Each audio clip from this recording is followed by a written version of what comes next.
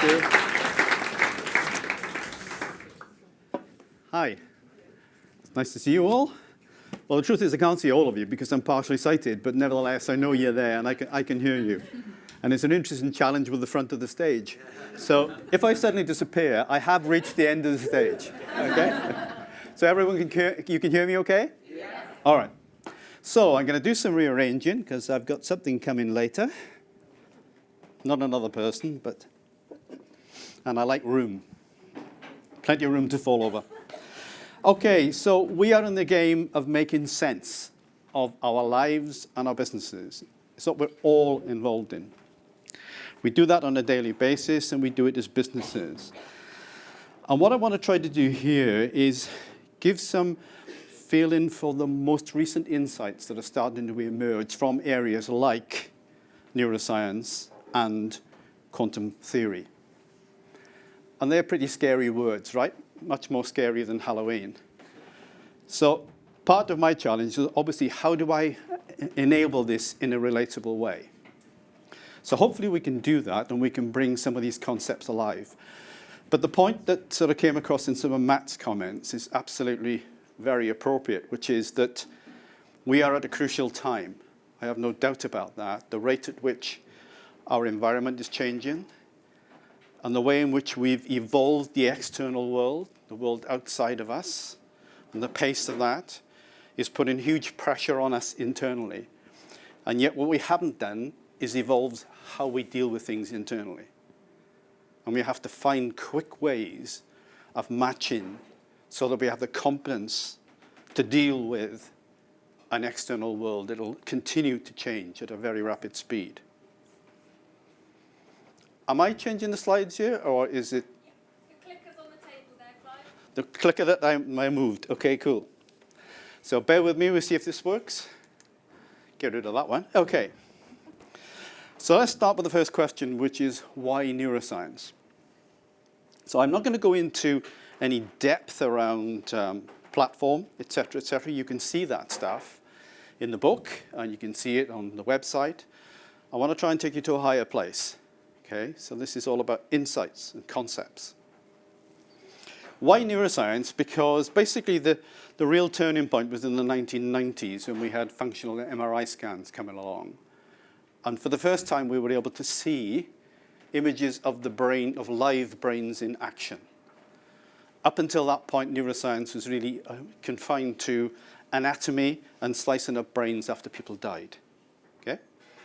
So now there's this whole new world that's literally lit up about what's the brain doing when it's actually responding to the external world. So I'm going to share some of those insights as we go through this. And I'm going to try a little exercise, which I've never done before, not taught to anyone in the Happiness Index about. So if it goes wrong, it's entirely my fault, okay? So we talked about the platform. Can you see it okay with the chairs? And I know you've got other screens as well. So there are key steps in this process. And certainly the detail around what we call the themes are covered in the book. But the essence of this, Matt talked about happiness and engagement, what we mean about that. And what I will do is anchor that in what we call the brain systems. And that'll become clearer as we go through this. We then have a step which is to make those, so one of those brain systems is instincts. Okay? Now, it's very difficult to survey instincts in an organization.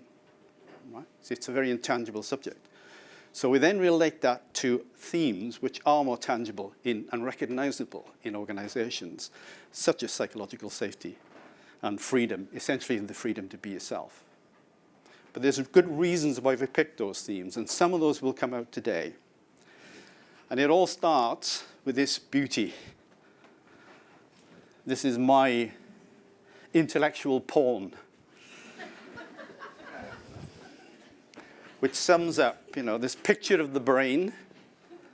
And there's a chance now for people to be really smart, because actually, two of the arrowheads are slightly misplaced on there. And if anyone can point out which ones they are and why, I'll be really impressed. Anyone going to go for it? Two arrowheads slightly misplaced. Right, second one. Right, why is the limbic slightly misplaced?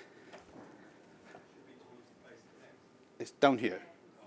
Right, it's in that. That's the midline structure there. But because of my eyes, I can't see this until it's on a big screen, okay? And this is the basal system here, so we need to reduce that arrow, basically. But, you know, we're amongst friends, so we'll get away with that. But fundamentally, the brain systems are these 4 regions of the brain.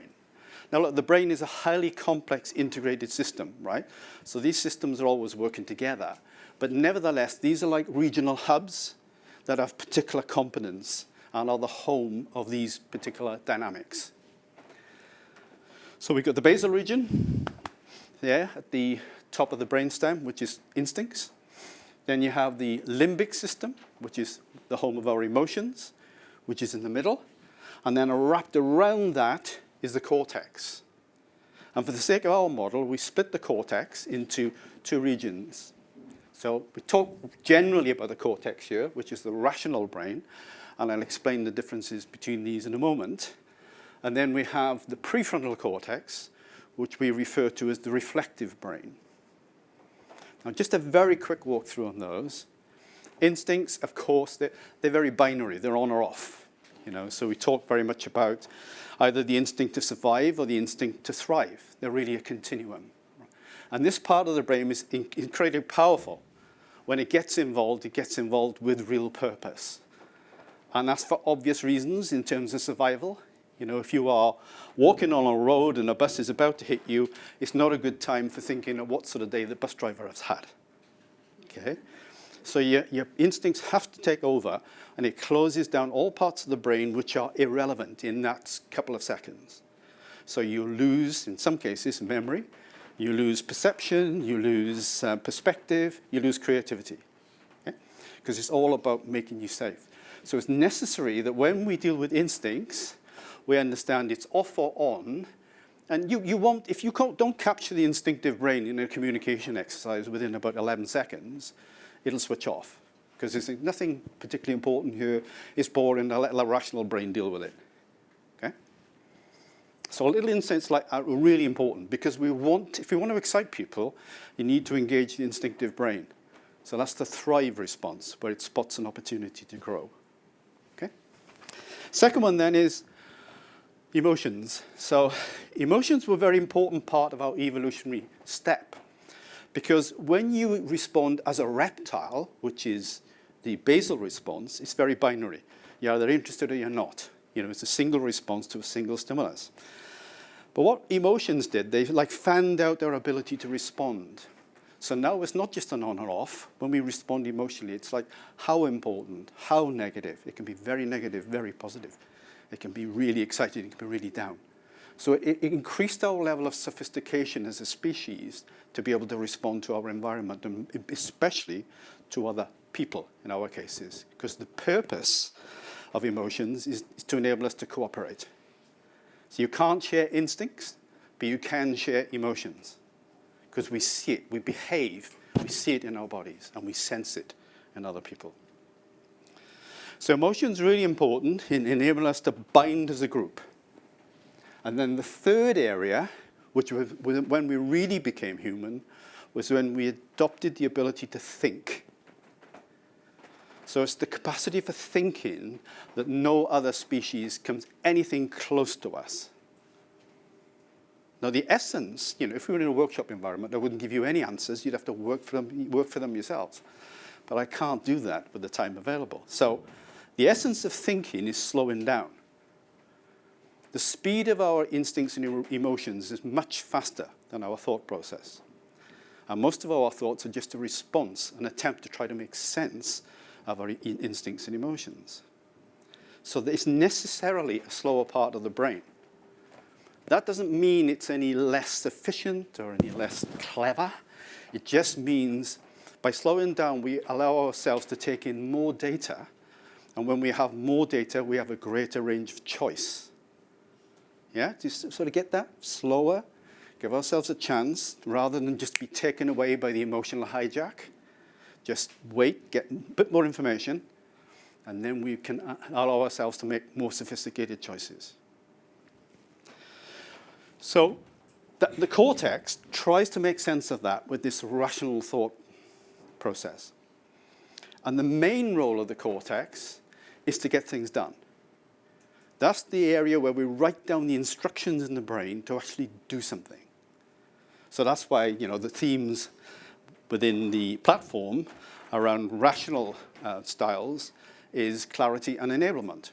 It's all about what have I got to do and how am I going to do it. That's what the rational brain likes. Give me a mandate. Yeah? Now, that's different from the reflective part of the brain, the prefrontal cortex, which you can see here. And the reason is that there's direct neural connectivity between this part and all aspects of the brain. So whilst this part pretty much does its own thing, the front bit of the cortex is much richer in terms of its access to emotions, instincts, and thoughts. And the consequence of that is it gives us things like imagination. See, emotions are a critical aspect of imagination because they open us up. What this part of the brain loves is rules. Rules for getting things done. This part of the brain doesn't do rules, doesn't like it. It wants to have that freedom. And this is the area of self-awareness, where we construct a view of ourselves. Doesn't mean to say it's right, but we have a view of ourselves. So we use all the instinctive, emotional, and rational content available to us. And this is the bigger picture stuff. Okay? So the reason for just showing that today, obviously, like every part of that deserves greater explanation. But the point is to say, when you understand the platform, it comes from this. And the whole journey of making sense is one where we need to maintain integrity with the way that our human intelligence system works. We don't want it to be a one-off tool that's useful just for a little bit of self-awareness, and then it runs out of steam. We need to stay the journey and keep in touch with our understanding of the brain and the heart, which I'll come to later. Okay, so far? Yes, please. Is there any evidence to show that the way you described it, 1, 2, 3, 4, was the chronological development of the brain over time? And 2, when did the left, right, right? Okay, so if I take the first one, absolutely, there's all the evidence. There's no vague theory on this. This is the evolutionary path. And when you look at the flow of intelligence, what happens? We have intelligence that comes up from the body, through our sensory mechanisms, and then basically the thinking part tries to interpret those. So there's a bottom-up process and a top-down process, but it's very much 1, 2, 3, 4. Okay? The second bit, sorry, remind me? What was the Left, right. So left, right is broadly relevant as well, but I think this is a much more powerful tool. So it's useful as a popular mechanism. In general, you can say, yes, the left side of the brain is more outward-looking and more logical, and the right side of the brain is more internal, right? It's more internally focused. And if you look at that in connectivity, in the neural pathways of the brain, it just means a lot more of the connections on the right side run inwards, whereas they tend to run upwards as far as the left side is concerned. Okay, but in essence, what I'm saying is that's broadly relevant, but it doesn't give us enough depth. Okay? So, okay so far, anything else on the brain? So we haven't dreamed up the platform. It comes from this. And bear in mind, it's all about the journey of making sense. Right, so this is the experiment. So I would like some volunteers, please. I promise no ritual humiliation. No greater than mine anyway. And I want to start with somebody can just stand up, and if they consider themselves to be largely an instinctive person, whatever that means to you, can you just stand up and join me, please? Thank you. Please, somebody up there already? That's great. Are you coming down, or are you just... Can you come and join me? Good. That was the catch. That was the small print. Please come over here. No, that's fine. There's no singing involved. Okay? You're now experiencing the survival instinct, okay? So whoops, that one came back. So the second one is, would somebody consider themselves to be an emotional person, like to stand up here? Okay, yeah, great. Come and stand over here. There's a reason for these. There, please. Precisely there. Would somebody consider themselves to be primarily a rational person? No rational people in the room? Oh my God! My God, the world is going to end. Yes, we've got somebody. Yeah, you've got somebody.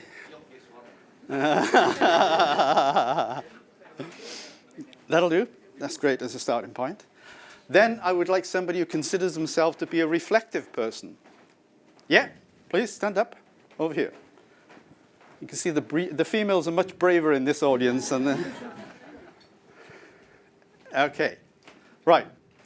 So the reason for starting with this lot is, sorry, I wasn't dismissing you guys as a lot then. I meant the subject matter, is I want to get into your minds a visual image of the timeline in the brain, the way that actually the brain responds to a stimulus. Okay? So what we're talking about here is reactions that are in milliseconds, so thousands of seconds. And to get over here, for instance, to the reflective brain, that's 420 milliseconds. Okay? So that's less than half a second. This is the speed of response that we're talking about in the brain. So what happens when we have a stimulus? Let's say the stimulus comes in here, walks on the stage. Okay?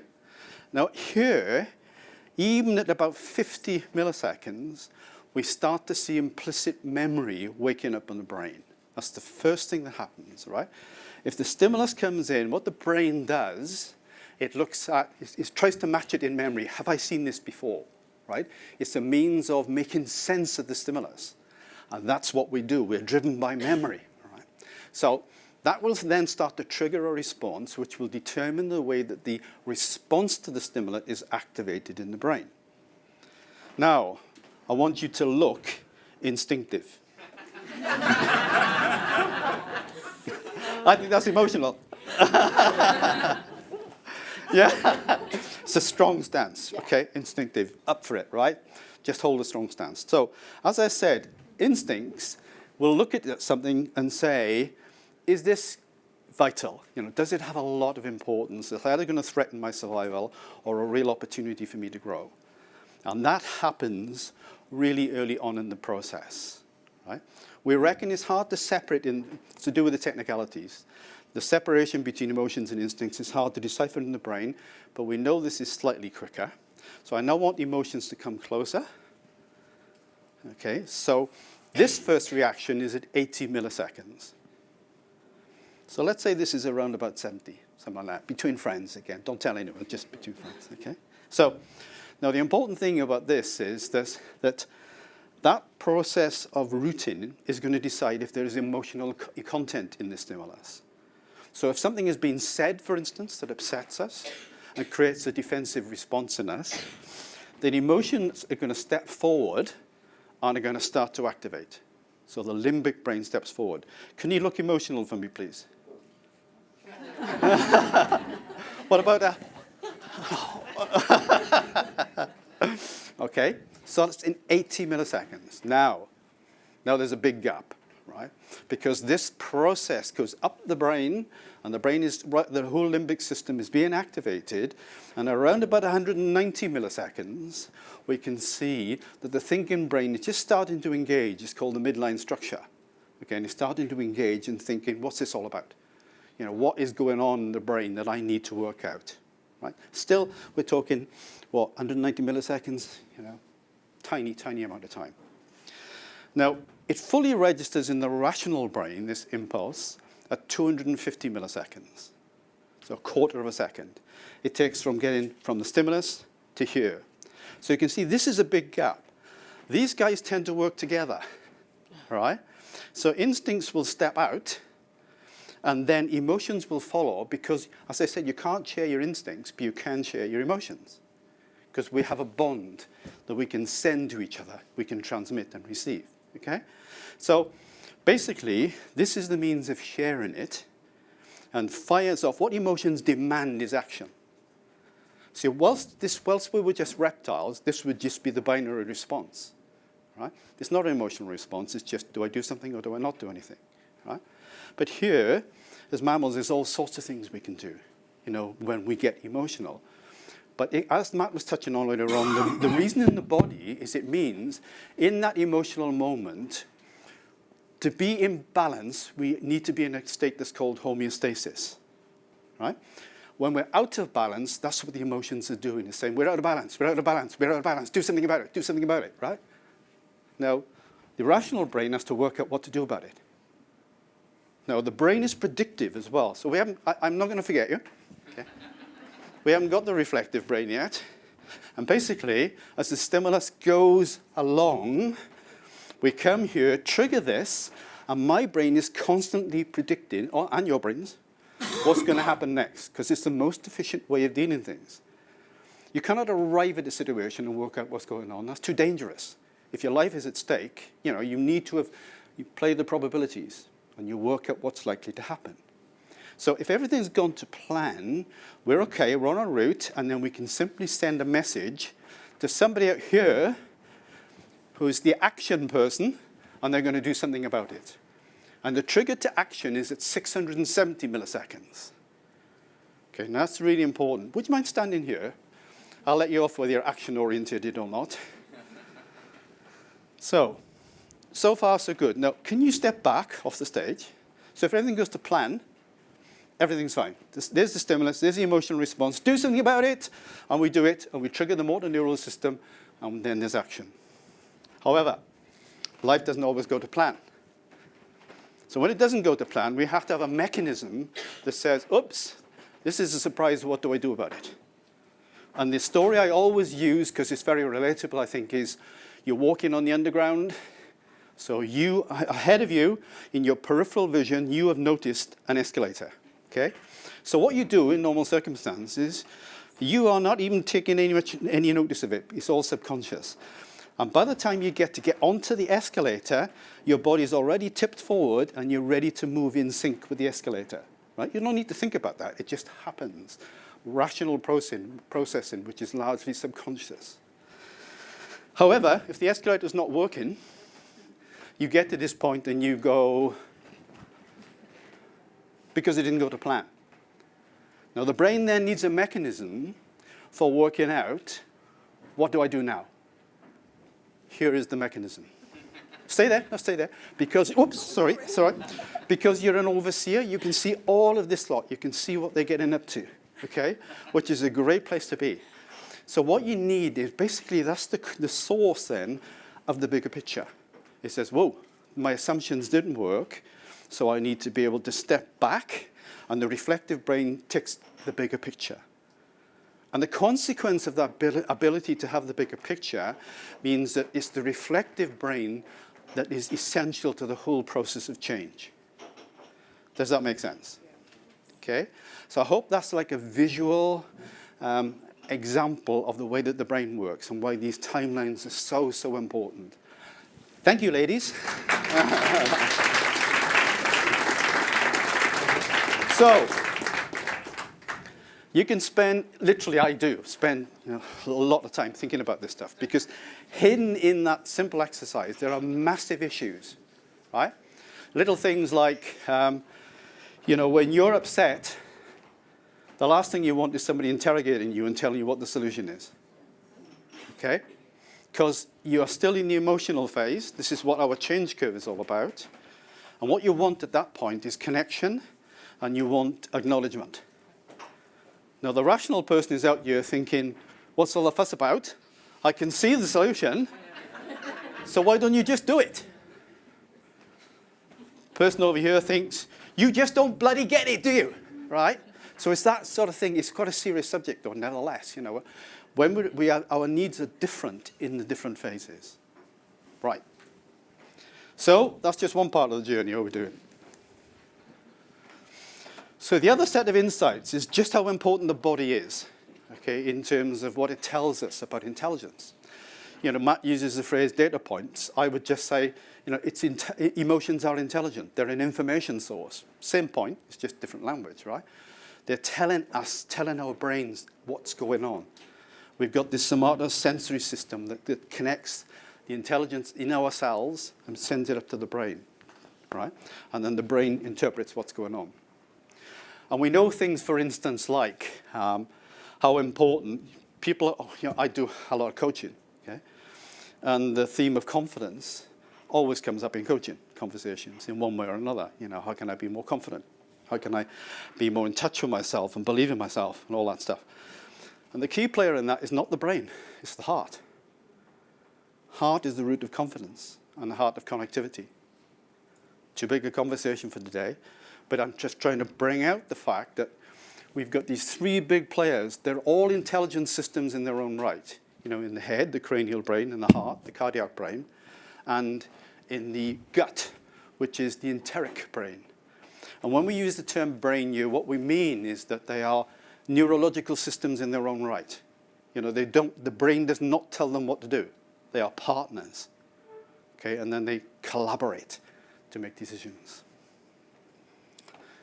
So, we're now going to move on. Starting point. So neuroscience helps us with completely new insights about understanding ourselves. Now we've dealt with ourselves, we now need to move on to a slightly bigger subject, which is the universe. Yeah, I got a few minutes. So the universe is all about why. Because what quantum physics has done for us, and please don't be afraid of the physics word, that's why we tend to say quantum, because in neuroscience and quantum on top, you sort of, oh, this sounds really tough, right? But actually it's the understanding of energy, what's going on between us. Because even when you are really embedded in the thinking involved in neuroscience, there's still so much it doesn't explain. And I am a neuroscience fanatic, right, basically. But what it can't nail down is the subjective experience. So if you are having an emotional experience, then that means we can see that in the brain because we'll see the limbic system lighting up, okay? And we'll have a good sense of whether it's negative or positive. But it can never tell us what the experience is. And that's partly linked to this because we move from outside of the material world into the non-material world. And well, that is the world of energy. Now, up until very recently, we've sort of ignored the world of energy, certainly in the human field. And we sort of think, okay, there's me, there's you, there's space. There's nothing happening in between us. It's just you and me. And we've been encouraged by classical physics and by rational thinking to think of ourselves with that space, right? Space, nothing in. We're individuals. But the emerging science of quantum theory is telling us something fundamentally different. It's saying everything is packed between us with energy and energetic systems. And we ourselves are energetic beings above anything else. Because the way that energy works, it materializes in the perceivable world. Right? It's like, think of an iceberg. So you've got energy below the surface, and it comes up, and it appears through our process of consciousness, perception. I know it's a really difficult subject, I get that. And please grab me afterwards if you want to talk about these things. But the essential thing is we only see above the iceberg. We can't see what's going below.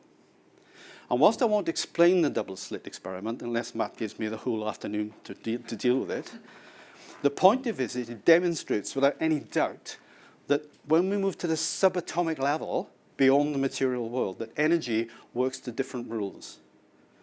The fundamental insight is it is not linear. You cannot plot it on a nice simple graph that says this is what will happen. The universe itself operates through energy. It is energy. The universe is energy. And whilst we may think the universe is just planets, no, it's not. The planets are the bits we can see, and the universe is much more than that. Now, within that context of everything being energy, what we are trying to understand is the process of energetic connection. Because we know, you can sense it, right? You can go into a room, or you can have a sensation with somebody else, where you immediately, without words passed, without necessarily seeing faces, you can sense an energy in a room. People okay with that concept? Yeah? Get that. Now, in the past, we've ignored it. Just like for many years, we've tried to ignore emotions. And fundamentally, because they're not controllable. So, classic physics, Newton, classic scientific management was all about control. Work out what you control and reduce it to the lowest common denominator. Okay? That's why you've had so much emphasis in the past, like a factory mentality around process, procedures, systems, because you can't trust people. Let's not work on the basis you can trust people. So what you got to try and do is control them. And that is the source of hierarchy as well, which is why we challenge it. Okay? So fundamentally, it's recognizing that energy has different rules, and we're only discovering now what those rules are. But energetic connection is really based, the understanding is based in physics, because we transmit energy outside of our bodies. You know, our heart alone transmits an electromagnetic signal outside of the body of at least 5 feet. And whilst we only see this bit which ends with the skin, that is not all of us. We come into each other's orbits. We actually all operate in energetic orbits. And what happens in a situation like this where I'm talking is if I connect with you guys, the frequency level at which we meet of the waves, the energetic waves that I'm putting out there, will allow you guys to operate as amplifiers. So if you connect with what I'm saying and the images is conjuring up in your minds, you become amplifiers and we all feel the energy. So we're starting to understand these things. And at a very pragmatic level, what that is all about is it's the difference between creating an organization that buzzes, yeah, because they want to be part of a team, that there's stuff that they believe in, or do you want to be a part of an organization that's controlled? And we are challenging consistently the whole paradigm of control. And I can do that from a neuroscience perspective because I know how control dumbs us down. And what we actually need to find out is people's passions, the things that ignite them, the things that ignite the heart as well as the brain, and how do we build organizations around that type of approach and mentality. I'm sorry, because of time, I'm going to have to crack on. Again, Matt touched on this earlier on. The key point is this point of linearity. In trying to understand the building blocks of life, which is partly what quantum theory does, we have to recognize that energy is never linear. It always operates on the basis of surge, recovery, okay? Energy up, energy up, energy up. If we try to manage a workforce in a linear way, because we want to show shareholders or the marketplace nice, smooth, linear improvements, we are completely missing the point. The reality is that we all experience ups and downs. So why then must we step into an organizational space and think that that rule no longer applies? It just doesn't make sense. But that's back to the old control mentality. The key thing is to understand this process of surge and recovery. If you just restructure an organization and everyone's ticking the box and saying they feel great, you know they're lying. Okay? They're lying to themselves, if nothing else, and that's part of the challenge, right? We're so ingrained in this stuff, it's hard to be honest with ourselves. It's like, ooh, I won't allow myself to feel negative, because that's not the story I tell myself. I'm a positive person, right? The other word for that is denial. Yeah? So that's all part of the process. Look, the reality of life is up and down. And it's how we manage and understand those ups and downs. When I deal with, on the sport end, I deal with advanced performance and elite teams and things like that. And that's all about when I'm at my best, when do I need to recover? When I'm at my best, when do I need to recover? Not about a linear process of performance. We are not robots.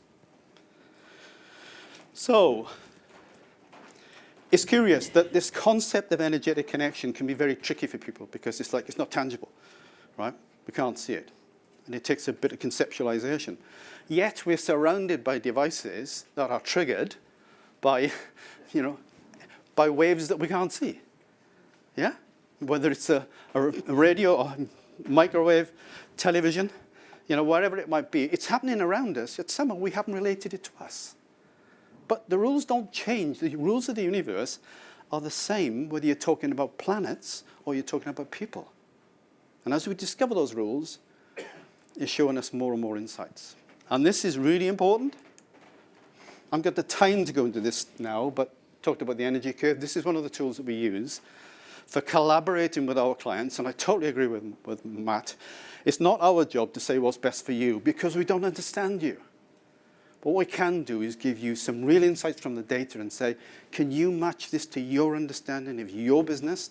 And we can collaborate on establishing a solution, a strategic approach to that, okay? Because it is very personal, very personalized. But to finish on the AI point, so just a few comments on this, again because of time, but it echoes what we've been saying throughout. We're at a crucial time. If you think back to the brain, what AI does is replicate the rational processing part of the brain, but only that. Now, it does that in an incredibly sophisticated and impressive way. So you think that you're dealing with something that is experiencing emotion, but it isn't. It can't. It can't experience emotion because to experience emotion, it has to have a body. It has to be embodied with sensory data that comes up and tells us what's going on. All this sensing that our body does and then brings to the brain so that we can analyze it. So it can't do that, and equally, it can't replace the prefrontal cortex. And that's our place of meaning. That's why we try to work out everything that's going on and try to make sense of it. There's no way that AI is anywhere near being able to process meaning. So this is important and gives us a challenge, I think, as a human species. I often talk to organizations as a coach or as a facilitator about what's your proposition as a business. Okay. We have that same challenge as a human race. What is our proposition? We have a role in evolution, and what are we now going to do with that? Because despite all the troubles in the world, we actually have the machinery to rise above all this territorial and instinctive mess that we're in. Because we have more sophisticated machinery in the brain that can take us back to source and take us to a completely different place. Again, another big conversation. But the point is, if we are handing over, and it's irresistible now, our rational processing capability to artificial intelligence, we need to be clear about the stuff that makes us different. Our instincts, our emotions, and our ability to reflect and process meaning. Because that's where we can stay ahead of the game. And when we look at the challenge of AI, let's not, it can do some amazing things. It's like any technology, any tool, it can be used or abused. But the challenge for us, if we're not going to be taken over by robots in the future, is to really understand how we evolve internally, to really start understanding how we get to the grips with the way that we process information and make meaning of our lives. See, our preoccupation with rational thought in science and in businesses has done some amazing things for us in the external world. Look at the things we've created. It's incredible. But it's done nothing for us in terms of processing our internal dynamics, how we cope with that world. I hope that makes some sort of sense. Okay? So, apologies, I know I've taken you through a very quick tour. Let me just finish with a guy called Einstein. He was quite a useful guy. And the reason why I'm such an admirer of his is not because of just his science, but because him as a man, and he had the bravery to step beyond science. He recognized that all science is unfinished. It's just about the next level of knowledge that you've got to.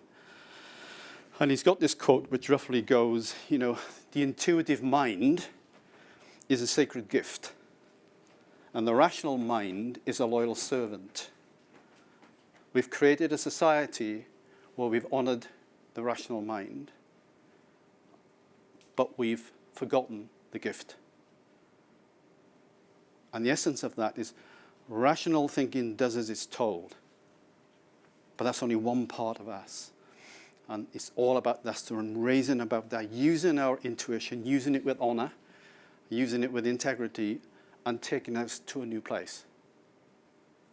Thank you very much.